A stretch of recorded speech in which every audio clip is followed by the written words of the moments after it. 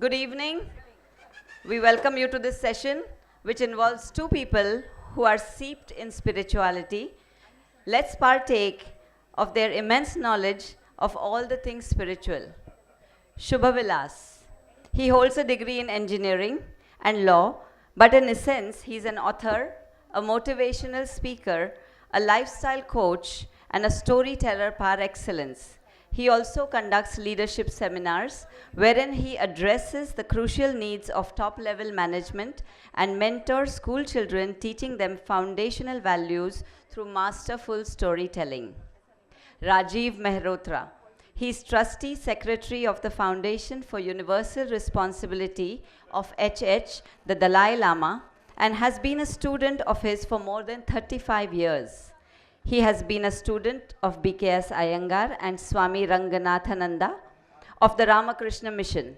As a documentary filmmaker, producer, he has won 30 national awards from the President of India and wide critical acclaim around the world.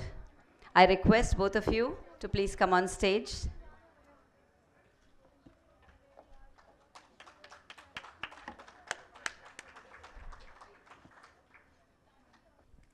Very happy and honored to be amidst all of you all here today.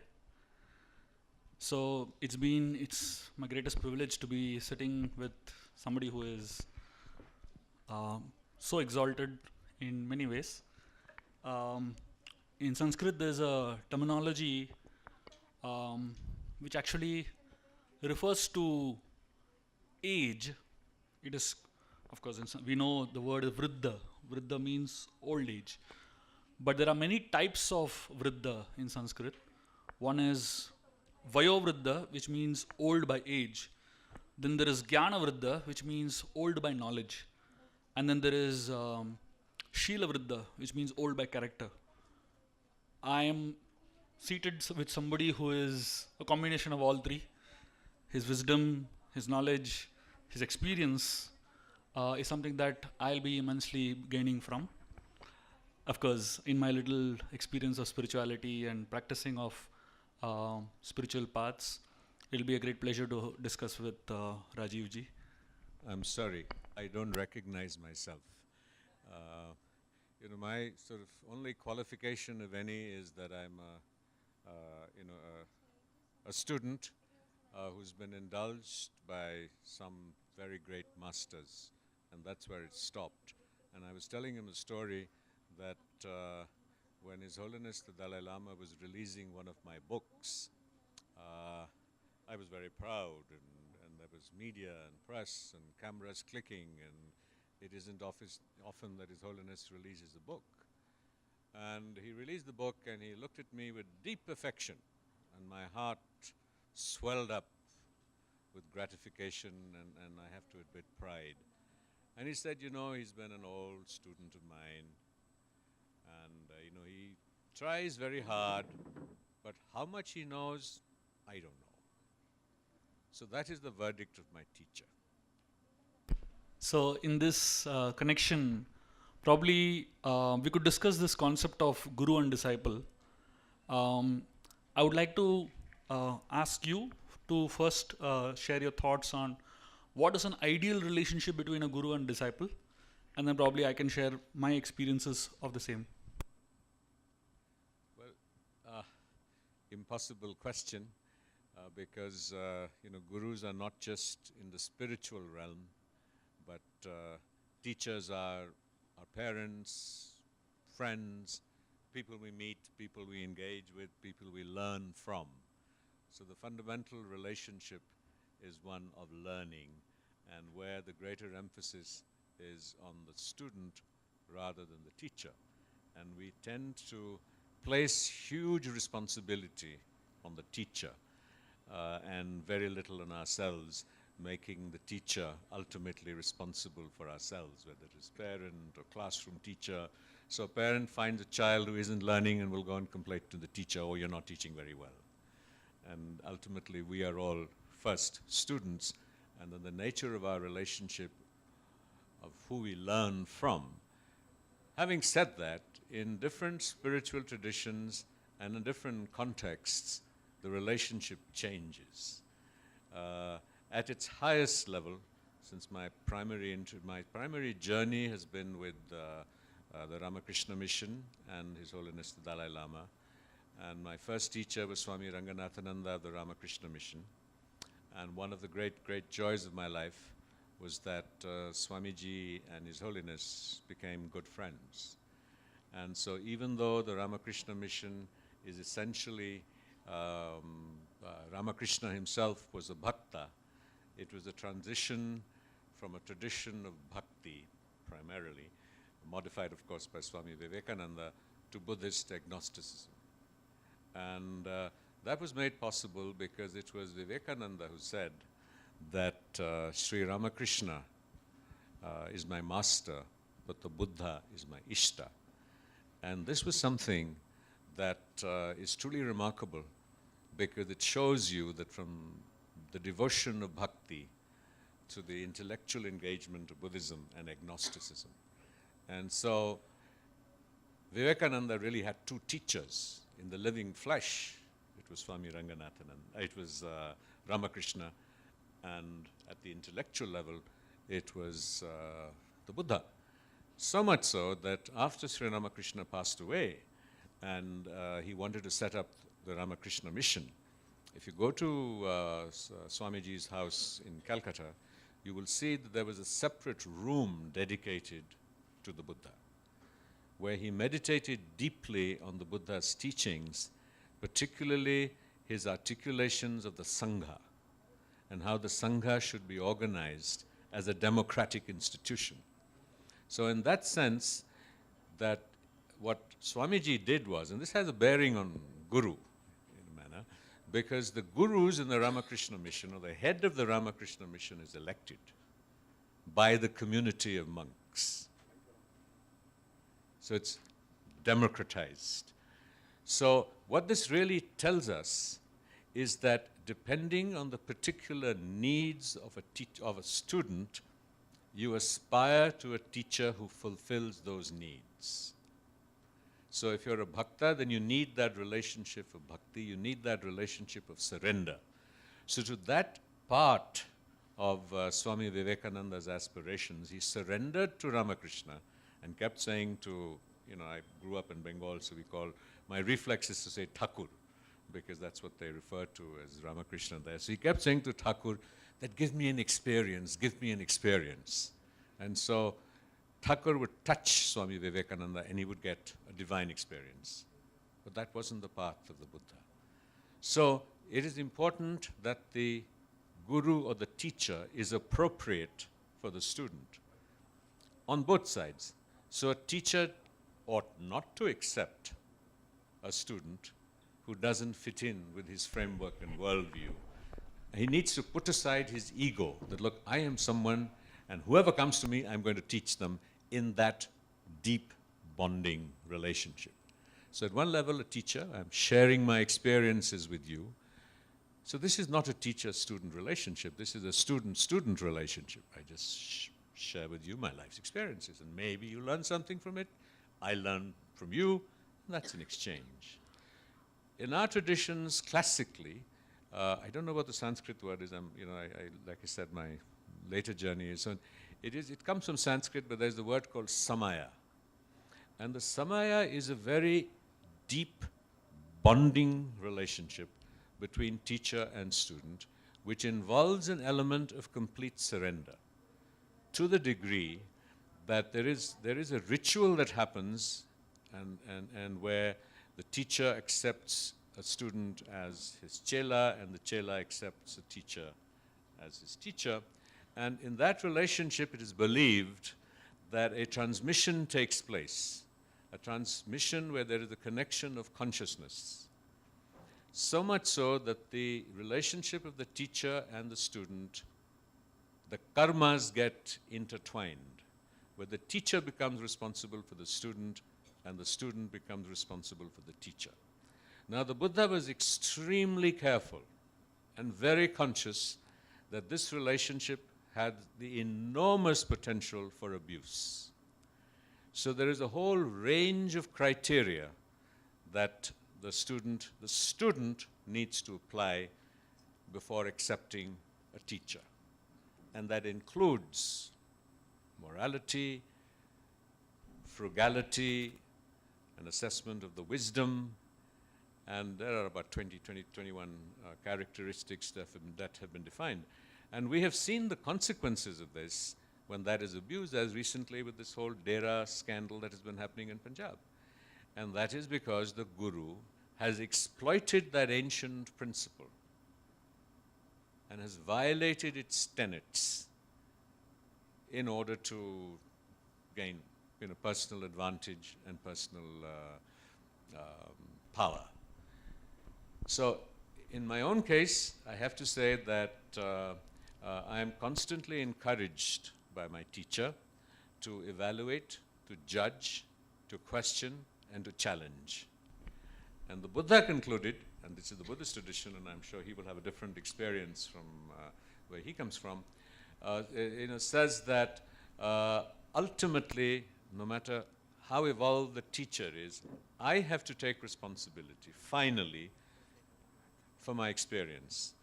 And so much so that when the Buddha was dying, Ananda, who was his chief disciple, said to him, oh, everybody around you has achieved enlightenment, but I haven't got there. And he said, you will as soon as I die, because it's when you are able to give up your attachment to me, the teacher, then you will be freed from all attachment. So ultimately, the aspiration of philosophy is to even give up that attachment or dependency on the teacher, while going through the process of learning and acquiring wisdom. Sorry, long answer to a short question. So, I'll share my viewpoint on the relationship between a guru and a disciple. In my understanding, there are two types of relationship that students have with their teachers. In the Gita, Krishna speaks about 4 types of people who approach him. He says, Artho, Artharthi, Jnani and Jigyasu. Artho means those who are distressed. Today, 99% people who go to spirituality are distressed people. Then the second category of people who go to him, he says, Artharthi, that means who want gaining wealth or some kind of position, whatever. Third is Jnani, which means people who are highly knowledgeable. And fourth is Jigyasu, which means who have questions and are seeking answers. In my understanding, disciples fall into 2 categories. First category are disciples who go to a teacher for artho and artharthi reasons. That means for them, a teacher is somebody who fulfills the physical needs of a disciple. Physical needs in terms of a teacher is a marriage counselor. So many people go to a guru. Whenever they are in difficulties, they go to a guru. And nowadays, gurus are well networked. So they go to guru because guru can be a good financial advisor. Guru can be a good, helping with psychological issues, things like that. This is the artho artharthi reason of connecting with the guru. And then there is a jnani jigyasu level of connecting with the guru, which means that you approach the guru from the point of view of getting answers to the most important questions of life. And here, the whole mood of approaching a guru from a student's point of view is a completely spiritual vision. So when students go to a teacher, to a guru, specifically I'm talking about spiritual teachers, for artho and artharthi, it's like using a cannon bomb to kill a mosquito. I mean, you don't need a cannon bomb to kill a mosquito. You can just clap your hands, a mosquito will die. But people go to a spiritual teacher who has so much power to transform your heart for something so mundane. You could go to a doctor, you could go to a psychologist, you can go to some marriage counselor. You don't need a teacher for these things. Students per se fall under 4 categories. The first category of students are like petrol. So these students, if you put a small spark in petrol, it just blasts, just bursts like anything. So the first category of students are like petrol, which means if this teacher gives them a small instruction, one small instruction, they are burning to fulfill that instruction of the teacher. So that's the kind of fire they have within them to follow the instructions of the teacher as it is. The second category of students are like camphor. For camphor to burn, it has to be in proximity with fire for some time. Then camphor burns. So the second category of students are those who burn, but after some connection with the guru, some proximity with the guru. That means they have to be trained for some time. They need to, really spend some time with the guru to understand, and then they offer, then they burn themselves to follow the instructions. The third category of students who are like charcoal.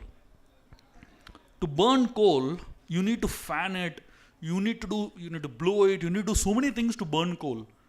And finally, somehow or the other, the coal burns after so much effort. This third category of students are students where the teacher has to put more effort than the student. He has to fan the ego of the student, he has to crack jokes, he has to create some humor, he has to somehow or the other keep encouraging, and then finally he does something. The fourth category of students are like a plantain tree, a banana tree. A banana tree, if you throw it into fire also, it won't burn because there is so much water content inside it. So the fourth category of students are those, no matter how much the teacher does, these are what I typically call them as HNS category. HNS means hum nahi sudhrenge. This is the fourth category of students. No matter what the teacher does, the student will not budge. I don't know which category all of us fall in. I'm sure within these 6 categories that I spoke about, you can all identify yourself in which category we fall. And according to the category you are, you'll get a guru. That's my understanding of guru-disciple relationship. Well, I would only add that I think we have lost the idea of the teacher, and because we have lost the idea of surrender and the idea of sadhana, because a teacher is not only somebody who's a monk or a guru or sacred, because if you look at our traditions historically, you look at musicians, the gharana. If you look at the narratives of the great the great musician Amjad Ali Khan Sahab, who was here this morning, and that the kind of surrender that they made and they offered to their guru, I would argue that they are fake teachers and there are fake gurus who engage with students who come to them without the quality of surrender. Because the very essence of a guru, as opposed to a teacher, if we were to elevate that, is a willingness to put aside the teacher's own ego and to connect at subtle levels. I mean, these all sort of sound mumbo-jumbo, to say consciousness and what have you. But let's just say intuition. So we have all felt some teachers, when we have gone through school, with whom we feel a special connect 30, 40 years later. It is because it is that intuitive connect. And yet we can go to a teacher, someone who is running a course in spirituality, and is charging you money for it, and transmitting information, and not transmitting who the teacher is. The teaching comes not from the teaching, but from who the teacher is. And without that, communication does not take place, transmission doesn't take place, the transmission of wisdom doesn't take place, the transmission of the guru's experience doesn't take place. Maybe the transmission of the guru's knowledge, information of texts and scriptures takes place. So I think we need to reflect on what is it that makes a great teacher stroke guru. It is who the guru is and who the teacher is, which is why people talk about how when you were in the presence of Gandhiji, because that's one of the sort of most relevant, or I mean, though he's my teacher, I think people, I see a lot of people go, when they come to, are near the Dalai Lama, they just start crying. Because there is this overwhelming surge of connection. And that in front of, with Gandhiji, they said in his presence, you couldn't tell a lie. No matter who it was.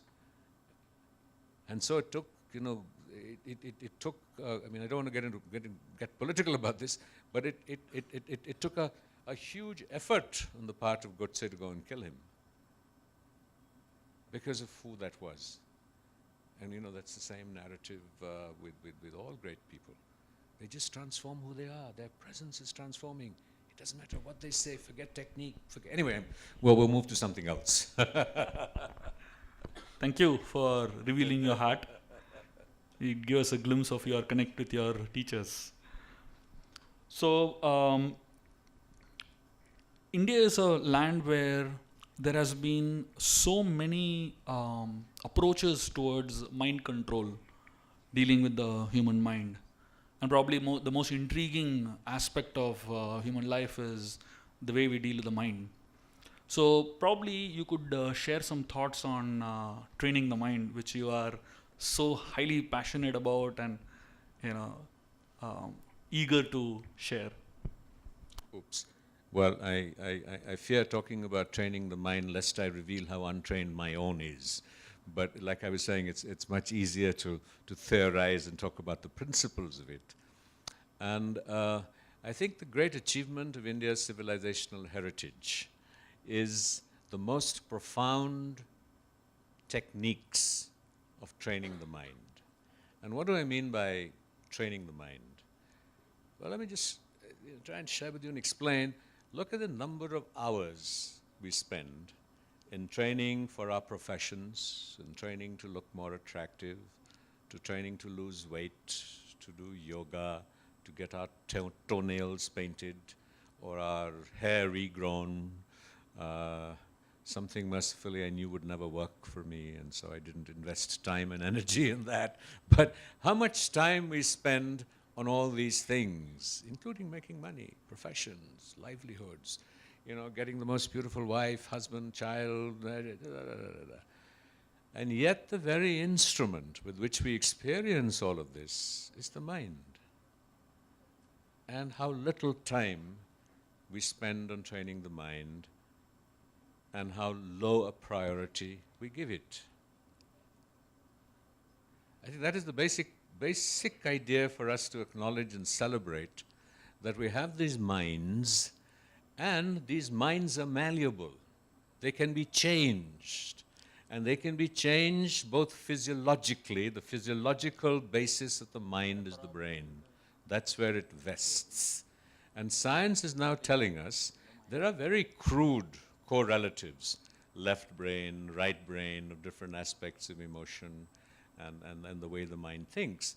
Today we know, with work that our foundation is involved with, and there's a whole initiative called Mind Science Dialogues and Experiments.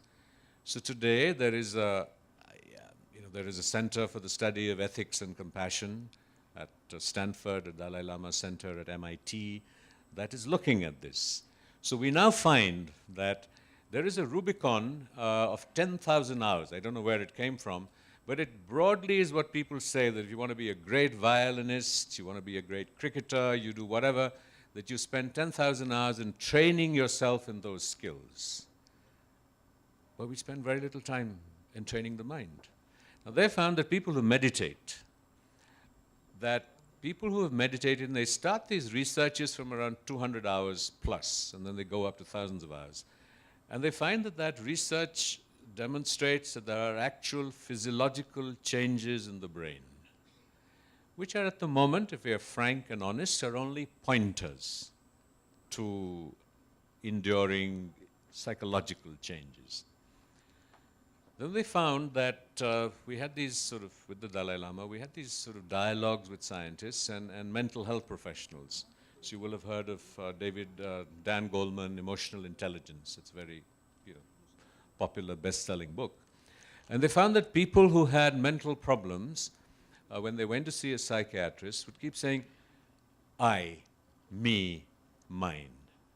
So where there was an obsession with the self, there were mental problems, because there was so much self-obsession. Now there's a whole basic, a lot of philosophical discourse on whether the self exists or not. But what is the point of that? The point is that it is our sense of self that suffers.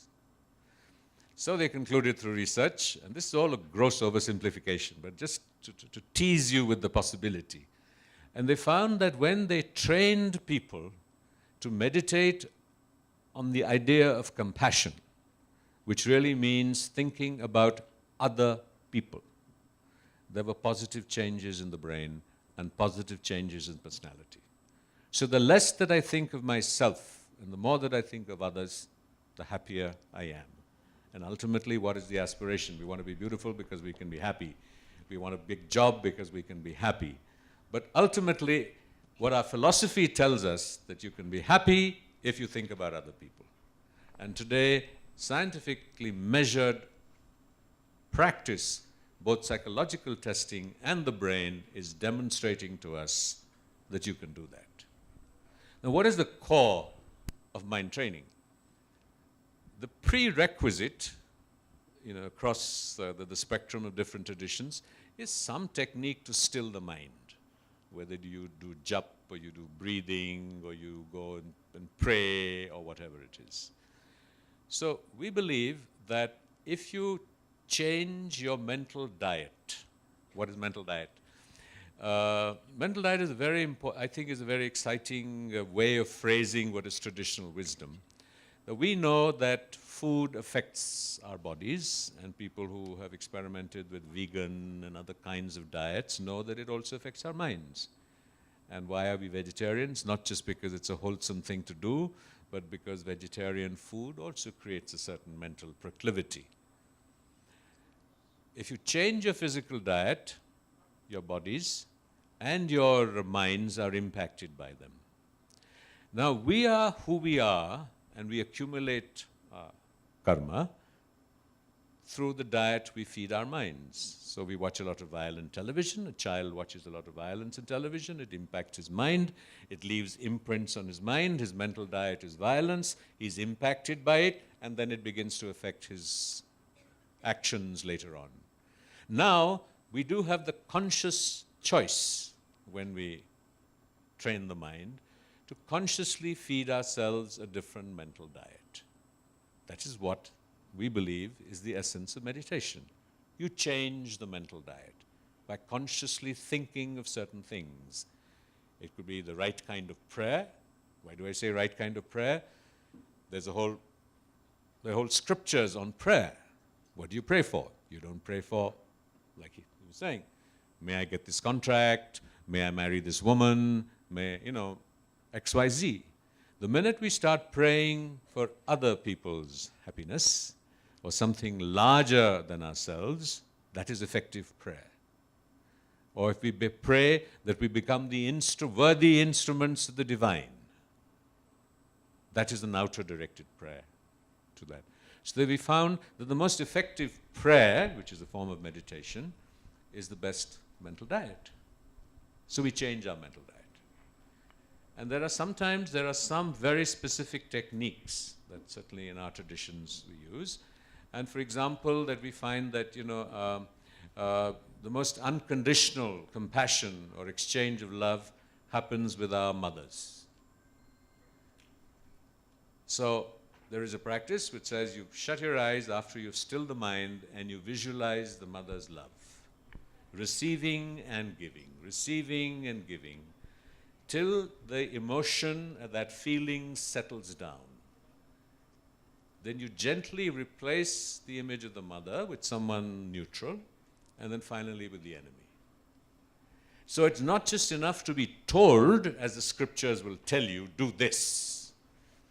We have to look at specific techniques that enable us, through repetition, to familiarize the mind with a different mental diet. Then transformation takes place, and that is measurable today. And so that is really the argument and the logic of moving beyond the mere ritualistic repetition of texts and scriptures. And I was saying to him, I got him to autograph his book as soon as I came in. Because I think the great contribution he has made is that he has revisited the Ramayana and the Mahabharata and flagged events in it that compel us to rethink what the scriptures say, so that that becomes a mental diet. Otherwise, it is just a blind narrative where we are reciting something and it's just sort of going through our brain and feeling very virtuous, but really making no impact. So it's happened to all of us. How often have we gone and we've listened to a great master give a wonderful speech, or gone to a temple and prayed and come out and done all the things we shouldn't? Because we have not given ourselves an adequate mental diet.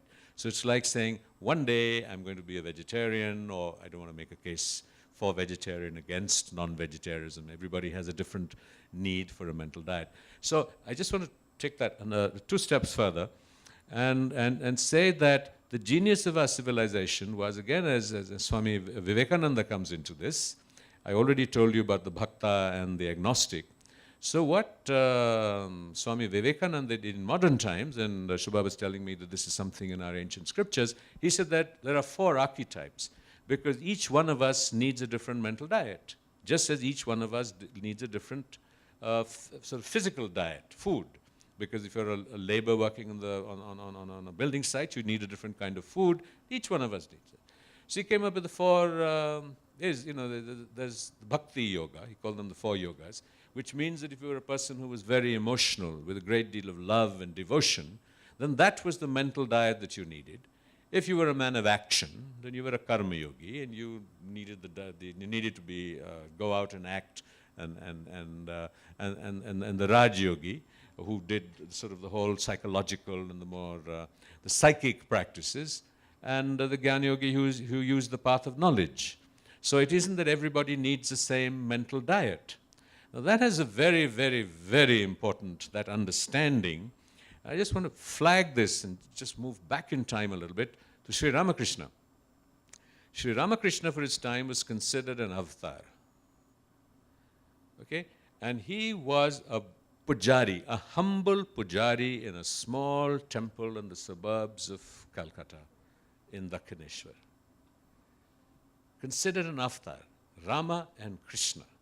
What does this man do?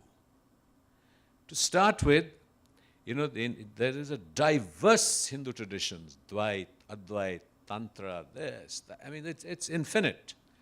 So he goes through, this bhakta, goes through the practices. I mean, if those of you who are familiar with the literature, with Bhairavi, with Totapuri, a whole range of teachers, this quintessential bhakta does the practices of the different schools of Indian philosophy and practice. He doesn't stop there. And this is not something that's widely reported. Believe me, I've written a biography of his. It's there in Sri M's Gospel of Sri Ramakrishna. I've done nothing new. Sri Ramakrishna goes out to the temple precincts. He builds a little cottage, and he lives the life of a Muslim. He does the namaz. A Hindu pujari of a temple goes out and builds a kutir and does the namaz and lives the life of a Muslim. And in my biography, I had written, eat beef. The monks of the Ramakrishna mission said, look, this would be a little provocative. Could you just say he ate the diet of a Muslim? But he did. He then goes out, and of course he does the practices of Christianity and of the other traditions. When he does this in public, what is he demonstrating? He is demonstrating that each one of us needs a different mental diet. Some of us need the diet of Islam, someone need the diet of Christianity, some of us need the various diets within Hinduism. And each is equally valid. So this issue of mind training is not just about training our minds in order to be happy ourselves, but recognizing, just like each one of us needs different foods, which is today a political issue, each one of us also needs a different mental diet. And the minute we can accept that, conflicts between traditions, between faiths will cease. Because we are finally all united by the fact that each one of us wants happiness and wants to avoid suffering, and each one of us needs a mental diet. We can never affirm that, and whenever I experience doubt on this, I just go back to Sri Ramakrishna. And there is a political class that will swear by Swami Vivekananda and put aside this story.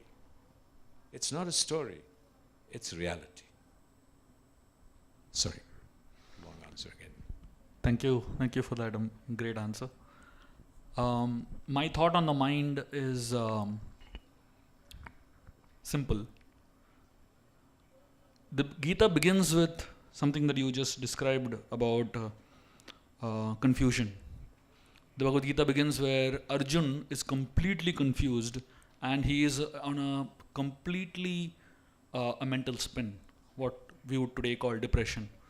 If you study all the symptoms that Arjuna was manifesting on the battlefield at that point of time, mouth going dry, shivering of hands, sweating, hair standing on hand, practically everything that a person in high level of depression goes through, Arjuna was going through.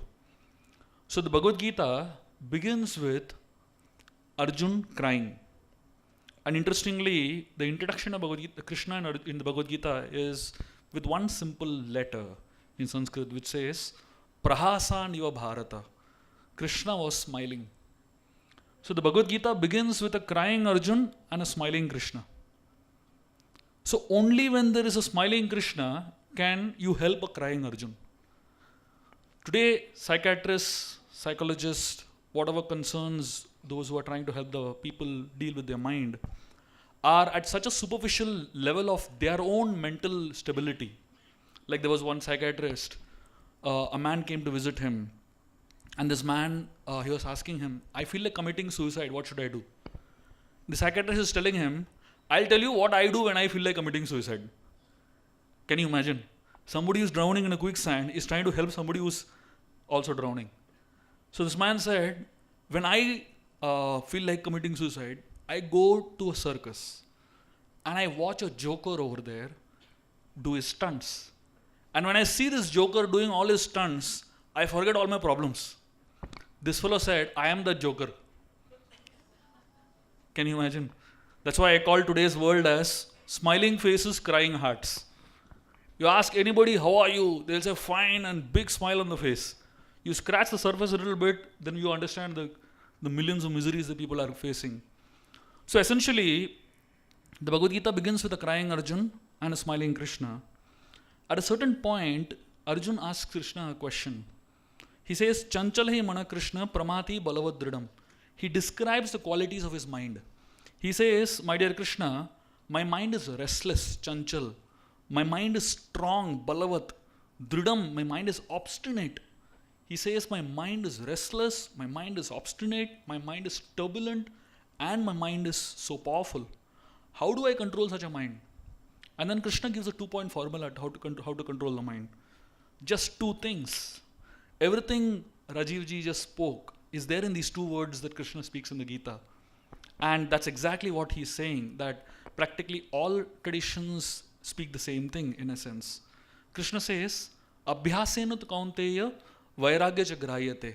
2 words, Abhyasa and Vairagya. Abhyas means practice and Vairagya means detachment. Abhyas means practice pulling back your mind to focus on what it is supposed to focus. Your mind is wandering away, pull it back. This is what I call as the tug of war, a mental tug of war, So the whole process of japa, the whole process of the meditation techniques that Rajiv ji was speaking about, all the meditation that we know of is exactly this. Pull the mind back and focus, abhyasa. And the second thing is vairagya, which means detachment, which actually means creating the right environment where we can focus, which is what he is referring to as mental diet. So when we have the right environment, we can focus better. So Vairagya is not about detachment means giving up. It's about creating the right environment which is unfilled with distractions that take away the mind potentially. And when we have these both things, Abhyasa and Vairagya, it's possible to focus the mind in a very trained way. Actually, I disagree. I disagree. Because I don't think that all religions preach the same thing. And I think all religions are preaching a different mental diet. Religions have sociological origins. So what was valid in the deserts of Arabia in the 13th, 14th, 12th century is very different to what is valid in our times. Each one of us, forget religions, needs a different mental diet. I also have no quarrel with psychiatrists and psychiatric drugs, because we are living in very challenging times. And the analogy to the mental and physical diet is that if you have bad ulcers, you go to a doctor. The doctor says, change your diet. You're dying because your ulcers are bleeding. That requires an emergency intervention. And so the doctor will, if you're practical about it, the doctor will give you antacids, or he might even do surgery. And he will tell you, but if you don't change your diet, this is going to happen again. So in an emergency situation where somebody is about to commit suicide, if a pharmacological intervention can help them, so be it. But the important thing is that that mental diet has to change. I also have a problem with the idea of focus, because the problem is that we can focus our minds when we want to make a lot of money. That is concentrating the mind. The kind of concentration that takes. So that ability to concentrate is not enough. Because that concentration happens with a motor car, with a racing car driver. That happens with anybody who's, flying a spacecraft, a NASA scientist. So the focus is not enough. What is important is what it is that you focus on. That derives it. And that is why the ability to focus the mind is only a prerequisite. The ability to do that, and then what you apply it to. And even jap is very profound. It is not just, you can jap with anything. You can do 1, 1, 1, 1, 1, 2, 2, 2, 2, 2, 2, 2, gold, gold, gold, gold, gold, money, money, money. It's not jap. So we have another layer to this. And when I say we, this is the Hindu civilization. It is just a question of, some people will look for answers in the Gita, someone will look someone there, and those answers are appropriate for them. The only case I'm making is that I'm not making a case that this is the way it is. I'm making the case for inclusiveness. I would argue that without Arjuna's dark night of the soul and weeping, and Krishna has had his share too, if not in this life, in the previous lives, change does not happen. From Gandhi to Christ to any great, to the Buddha, to Ramakrishna, it is the dark night of the soul that catalyzes change. It is the craving for it. It is that suffering is what gives us the quality of empathy that nurtures compassion, so that I can feel your pain and you can feel mine. Unless I have experienced pain, I cannot be an effective teacher. Once I went to his, I often go because now I'm much older and more mature, but when I was much younger, I would go to His Holiness and I'd say, this is a problem and I can't be a babu, and I'd crib. So in the early years, he was tolerant and patient. About a decade ago, he said, you consider me your student? I said, yes. He said, I lost my country. 6 million of my countrymen died. 2 million monasteries were destroyed. I'm living as a guest of the government of India. You're younger than I am, now you solve my problem.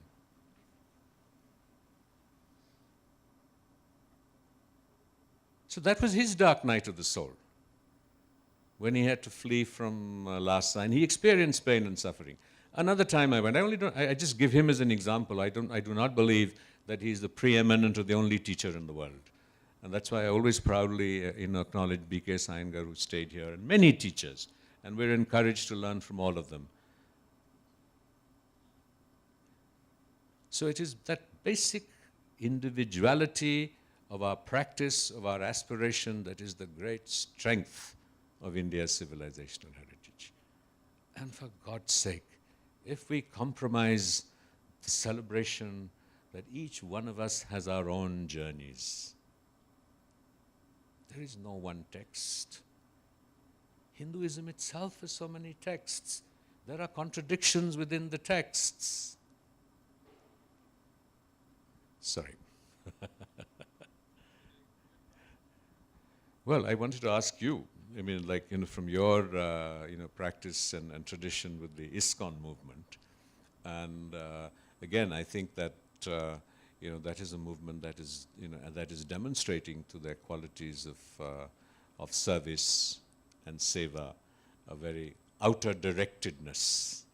So how do you view the idea of compassion?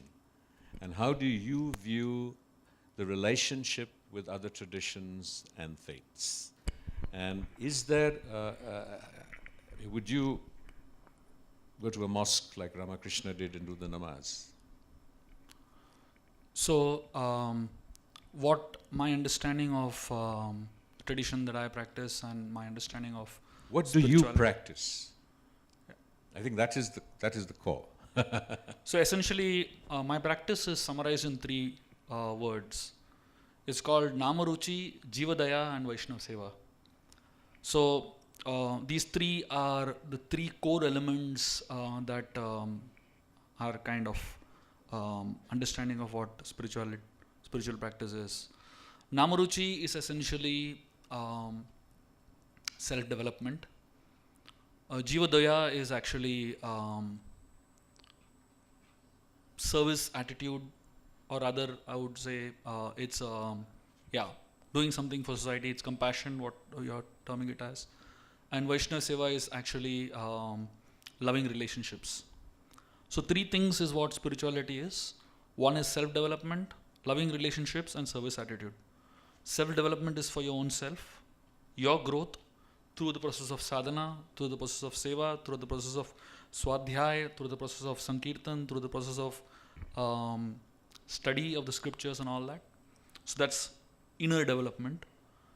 So it's not just enough to internally be developed, but you need to use what you have gained to serve the world, which is where the other two limbs are. The other two limbs is one is compassion, which is jivadoya, that means sharing what you have with the world, helping everyone gain from the developed consciousness that you have developed over a period of so many years. And then that you also use it to serve others selflessly. So one is Jivadoya, which means serve everyone. And Vaishnava Seva essentially means serve those people who you have a very strong bonding with in terms of loving relationships. So today's world is a world of I consciousness. So where everyone is thinking about my own self-development only. So for most people, spirituality is quite a selfish thing. That means they're just doing it for their growth. But the path that I'm following, it's not just about self-development, but it's also about helping other people grow, as well as serving those who are your spiritual camaraderie. So it's loving relationships. So essentially these three things: loving relationships, service attitude, and self-development. As just sort of to develop that idea further, like selflessness. In the Vivekananda, and this often sounds strange to people when I club Swamiji and Buddhism and His Holiness. There is a very, very important idea, and that is the idea of the Bodhisattva. And Bodhisattva is how do I put it? The most powerful manifestation of compassion. So someone like Dalai Lama will have taken a Bodhisattva vow. What is the Bodhisattva vow? Traditionally, in most schools of Buddhism, we seek enlightenment so that we reach a level of awareness, or however you wish to describe enlightenment, so that we break out of the circle of birth, rebirth, and that's it. We break out of the cycle, so the self dissolves and suffering ceases. But the most powerful manifestation of compassion is, so I'm nowhere near even aspiring to that, but that is the aspiration. And that is, we say that I aspire to reach a level of enlightenment and wisdom so that my mind is so powerful that when I die, I can choose to be reborn in order to serve and teach humanity. So I am willing, even in the highest form of my seeking enlightenment, to use it for others. And so there is this whole philosophy of no self, whether the self exists or not, which is, there's a very strong gray, sort of overlap between Hindu ideas and Buddhist ideas. A second very unique formulation that comes from this is the aspect of motivation. We do not believe that desire is wrong. And I think that is an oversimplification. If I desire your happiness, that is not misplaced desire. So it is false for us to say, I am desireless. If I have the desire to help man stricken on the roadside, now if the desire is gratifying the self, then we have the problem. And how do we look at this? And this is a very difficult idea to practice, easier talked about. Is that so? Gandhiji said that the means are as important as the need, as the ends. And so, in this school of philosophy, and you'll notice that I keep saying this school of philosophy because there will be a school of philosophy that is different, that works for you. Fantastic. We will celebrate you for it. We're only sharing our experience, so maybe there are pointers to your experience. We do not have the certitude that our philosophy and our approach is the only one that works. There are millions of human beings who are good, kind human beings, who are atheists, who don't believe in any religion at all, who are agnostics, who come from a whole religion. So this is just a sharing of experience. I don't have the certitude or the arrogance to say that this is it, and this is what you do and you'll be happy. You have to find your own path. And so we say that it is the motivation behind the action that is really important. Because it is the motivation that determines the mental diet, the imprint on our consciousness. So the example is that if there is, if I'm harboring someone of a particular faith in my house, and there are people going outside who want to kill him, and I say, no, I have no one in my house. I just told a lie. But if my motivation is in order to do something larger than myself to defend somebody else, then the imprint on my consciousness will be positive.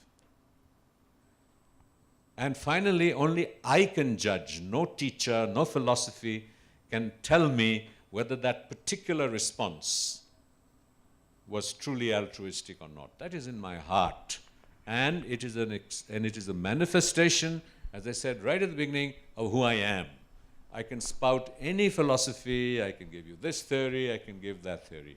Ultimately, I sit in front of you as trying to be a transparent human being, no doubt with some masks. Ultimately, it is who I am and it is who you are. That is a product of the mental diet that you have had. Rajiv. And we're just making one issue that mental diet can change and we can change. And change is possible. Find the mental diet that works for you. I think we should open the floor for questions. So what we can do right now is we'll just have some quick questions and we'll have quick answers because we have exactly 7 minutes left. So who would like to ask questions? Somebody can pass the mic. You can ask till then.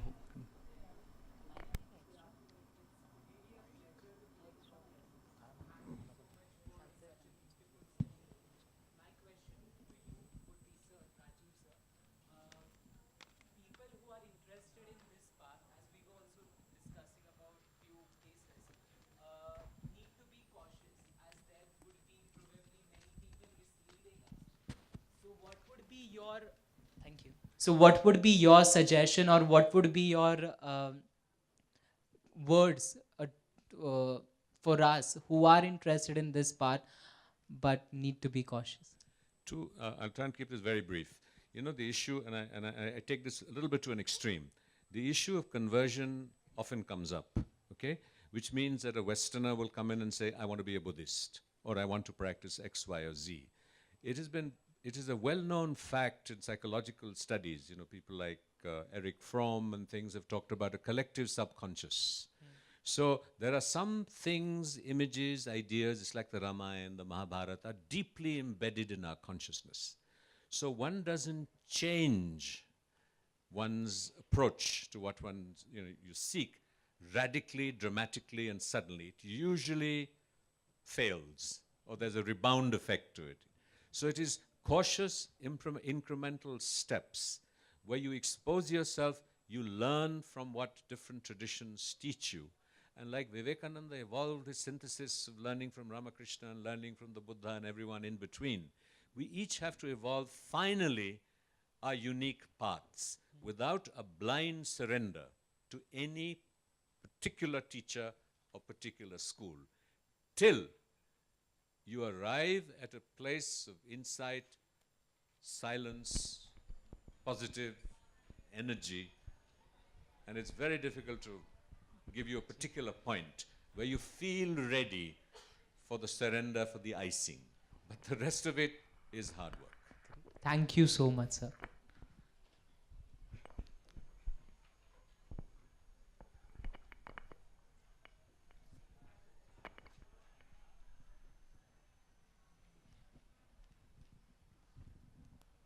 Good evening.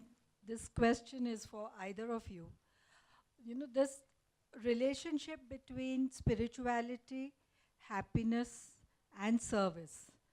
Somewhere, I think, Rajiv ji, you mentioned that happiness is in serving. But my own experience has been, I mean, do you serve yourself first? Be happy in who you are and serve as you go along? Or do you set out to serve and then seek happiness and spirituality as a consequence of it? Which comes first? Nothing comes first. It all happens simultaneously. The universe unfolds with simultaneity. You cannot say, I will do X equals Y. X and Y, I can't even say two sides of the same coin, because they're so multi-dimensional. Today we are living in an environment where science has proved to us that the very nature of reality depends on the observer. That's what quantum theory is. So there is no absolute reality. There is nothing that is not interdependent. So you say quantum theory tells us that when a butterfly flaps its wings in the rainforests of Brazil, it can lead to a typhoon in Bangladesh. If you want a longer discussion there, we can talk outside. But it is so interdependent. You cannot say, I will do this and that will happen. My understanding is, just like a well needs to empty out in order to stay clean. For a well to actually survive and not get contaminated and start stinking, the water has to constantly be given out. So you can't just say, I'll keep filling the well and then the well will be good. Unless the water goes out, the well is going to be bad. So simultaneously, that's what service. So gaining spiritually means taking in, but at the same time, we need to give out also. So it has to be a simultaneous process, and that's when it really works. Good evening, sir. Yeah. My question is to Rajiv, sir. Here is you talk about meditation and mind diet. How Vipassana is probably helps us to control that consciousness and mind diet. Will Vipassana help to set of people to control that part of the portion, please? You know, I just go back to my idea. Vipassana will help some people. It will not be relevant to other people. But to take that further, as a practitioner of Vipassana too, that in our tradition we consider Vipassana a very crucial prerequisite for practice, and a very important aspect of Vipassana actually has links to modern psychology and modern psychiatric theory, which is that you bring to awareness. So what does a psychiatrist do in talk therapy? He brings your problems or your dilemmas or just who you are and incidents in your life to surface. And when they come to surface, they're meant to resolve themselves because you become aware of aspects of your past. And in theory, you know, when the Buddha sat for meditation, his entire past life flashed before him. What was that? That was an element of releasing the karmic imprints of his mind from his past. So in a sense, the aspiration, particularly if you've done more than the 10-day course, I presume you're talking about Goenkaji's course. If you've gone beyond that into the more advanced courses, you will find that more and more stuff keeps coming up. And from a process of detachment, you're able to observe it. And that is what the psychiatrist is doing.